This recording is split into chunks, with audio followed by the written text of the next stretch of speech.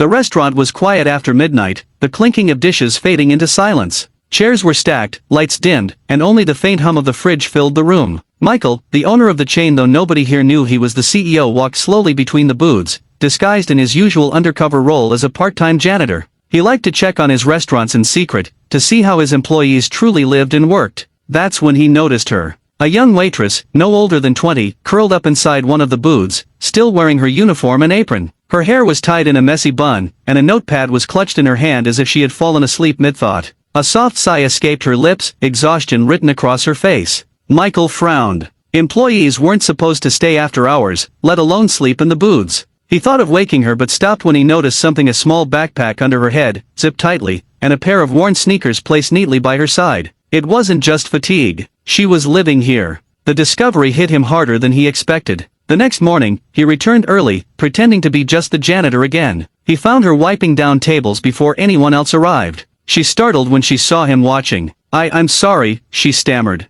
I didn't mean to fall asleep last night. I'll never do it again. Michael gave her a gentle smile. Rough night? She hesitated. Her eyes flickered with shame, but finally, she whispered, I don't have anywhere else to go. Her name was Emily. She had started at the restaurant only a week ago. Her mother had passed away a few months earlier, and with no father in the picture, she had been left alone to fend for herself. Rent had become impossible after losing her previous job, and now, every penny she earned went to food and paying off her mother's medical debts. The restaurant was the only roof she had. Michael listened silently, his heart twisting. He had spent years building his fortune, yet here was this girl, hardworking, polite, never complaining, struggling to survive in his own company. Over the next few days, he watched her closely. Emily never slacked. She smiled at customers, worked double shifts without hesitation, and always volunteered to cover for coworkers. But he also noticed her slipping food scraps into a napkin, quietly saving them for later. He noticed how she rubbed her hands together at night, trying to stay warm when the restaurant grew cold.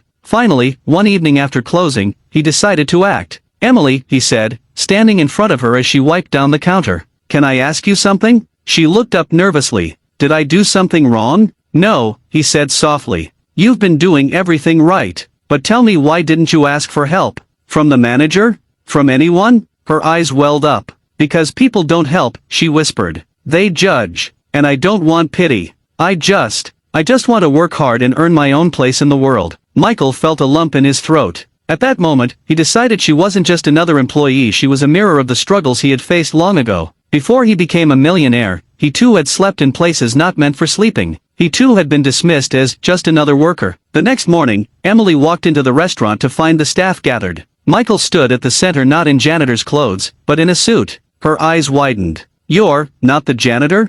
He smiled. No, I'm Michael Hayes. I'm the CEO of this restaurant chain. Gasps echoed through the room. Emily froze, her face pale with shock. Michael continued, and today, I want everyone here to know what real strength looks like. This young woman, Emily, worked through exhaustion, through loss, through nights without a home, and never once complained. That kind of resilience is worth more than gold. Then he turned to her, his voice steady. Emily, you don't have to sleep in this booth anymore. Starting today, you'll have your own apartment, paid for by the company until you're on your feet. And I'm promoting you not just to a senior position, but into a mentorship program we run for leadership. I see potential in you. One day, I believe you'll run your own restaurant. Tears streamed down Emily's face as the staff broke into applause. For the first time in months, she felt hope, not pity, not shame, but hope. Months later, Emily stood at the grand opening of a new branch of the restaurant. She wasn't just an employee anymore, she was the manager, guiding a team with the same kindness she had once received. Michael watched from the sidelines, proud. He knew his decision had been right.